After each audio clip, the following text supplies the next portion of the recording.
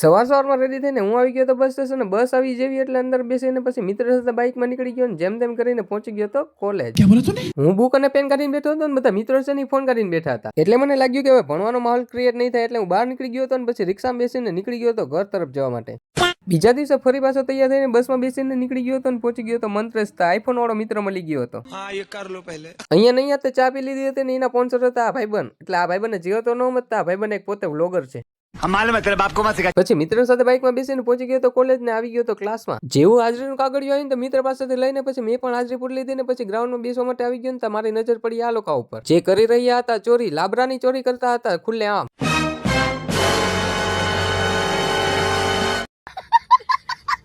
ભૂખ લાગવાના કારણે થોડાક પડીકા લઈ લીધા હતા કારણ કે આ કેન્ટીન માંથી ઘણા ટાઈમથી મેં નહોતું લીધું. ઘણા ટાઈમ પછી આ મિત્ર કોલેજમાં આવ્યો ને એ પાછો નવી ગાડી લઈને એટલે એ ગાડીમાં બેસીને પછી અમે પણ નીકળી ગયા હતા ઘર તરફ.